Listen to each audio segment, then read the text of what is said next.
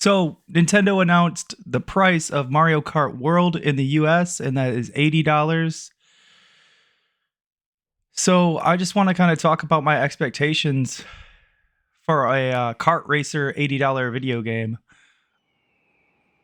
People are comparing this new Mario Kart with their hands on experience, like something that's similar to Breath of the Wild or Elden Ring.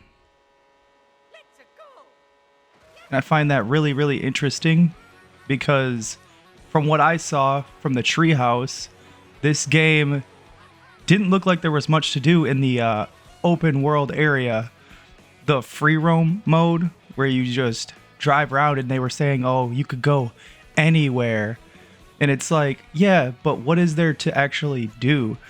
There are games that I can think of.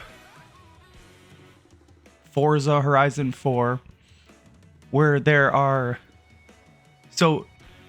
things that you can do in that open world that make it very immersive and very fun to continue traveling that open world. So this Mario Kart Land world had weather changing, like they addressed that. So that's similar to a Forza Horizon 4. There are different weather variations, and if you were to compare it to Breath of the Wild, that is also in Breath of the Wild, where you can go to different areas and have different weather effects. So I will give them that on that aspect of the video game. But when you start to say things like Elden Ring and Breath of the Wild, where my mind goes is like, what do I do in the open world? Because in games like Breath of the Wild, there are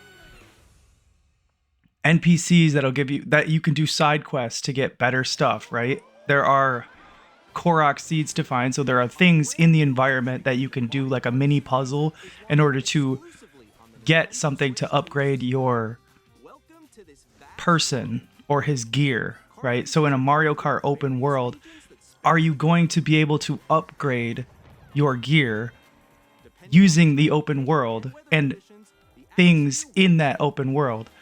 Are there aspects of the game where you travel around and able to do something like in Elden Ring, you would get experience because it's an RPG, right? So it's an open world game, and then you use your weapons, find weapons on bosses, mini bosses, NPC enemies, or do like little quests for somebody who betrays you and turns into an enemy, right? So like, is something like that going to be in this $80 Mario Kart World open world game?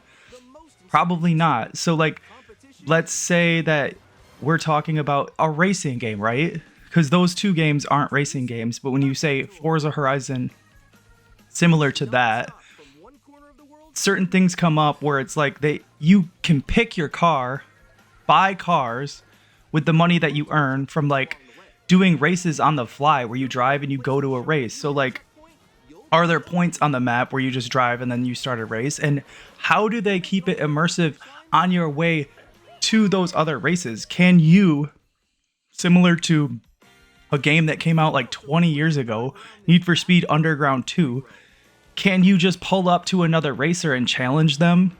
And it happens to kind of like lead to the next area.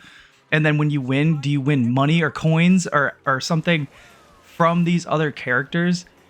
Or upgrade parts? Is there a way to like, challenge them and win their cart? Or unlock them as a character throughout this open world? It's just a very interesting topic to think about, because my expectation is now $80 kart racer. My expectation is very, very high because their price is very, very high. If I pay $80 for Elden Ring, my expectation would be very, very high. But Elden Ring definitely provides that for me. So like, when I spent $70 on Elden Ring, that game was fucking amazing, and it changed what FromSoft games are. So is this going to change what Nintendo games are?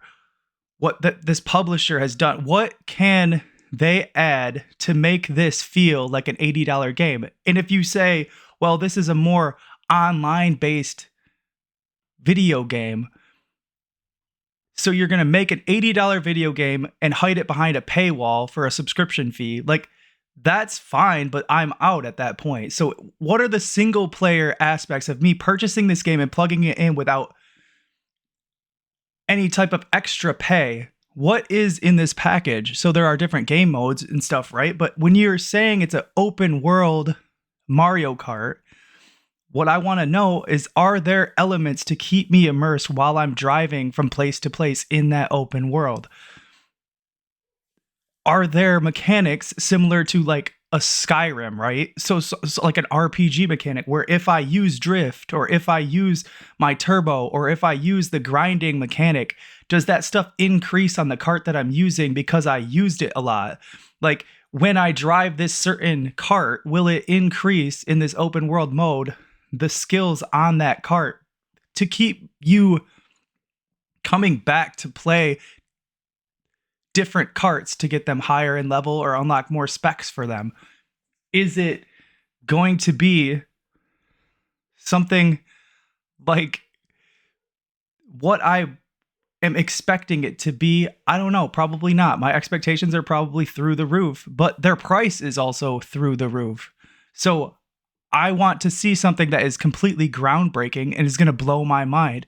When somebody talks about this game and they compare it to Breath of the Wild, and they compare it to Elden Ring, and they compare it to Forza Horizon, it's like, well, I want to see Forza Horizon 4 aspects in this. A high score where I can drift around and it adds the points, and then it increases the little wheel and gives you an experience boost, an experience thing, and it says, well, now you have, this unlocked so you can pick a new attribute for this vehicle.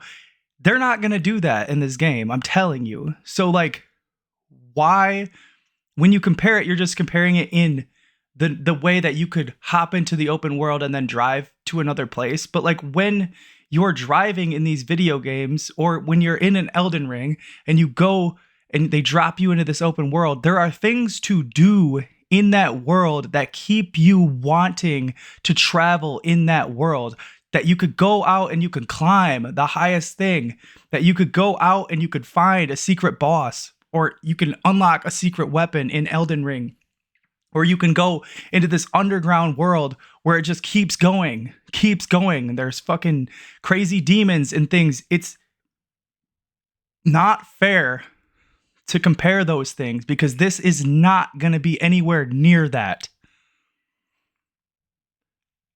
I'm just interested to see, and I'm just making sure that I'm keeping my expectations way up there, because their price is way up there. So I just kind of wanted to rant about my expectations for Mario Kart World. I keep trying to call it Mario Kart Tour.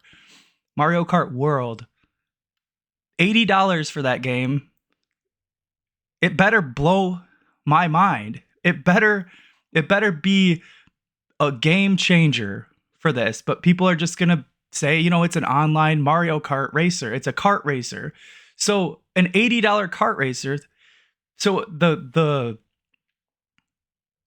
time and effort that they put into it is all in just characters, the amount of characters and stuff like that. It better be super well integrated on how you meet and connect with those characters, how you unlock those characters. Marvel Ultimate Alliance 3, I liked that because it was kind of a part of the story where you like meet up with them, and then it does that like Borderlands 2 kind of introduction with them, the splash screen and things like that. Like, or even like Smash Brothers Ultimate, when you unlock that new character, but boom, like, I'm expecting this to be ridiculously polished and ridiculously large in scope. But I have a feeling that I'm going to be disappointed with the single player open world kind of environment. Now, the racing, when you go to select a race with these 24 racers and it's live on the internet, like, I understand that is what their focus was on, but it's also it's a kart racer. $80 for a kart racer. Is it worth it for you to spend $80 on a Mario Kart? Yeah, I just wanted to kind of go off a little bit. I appreciate you for tuning in.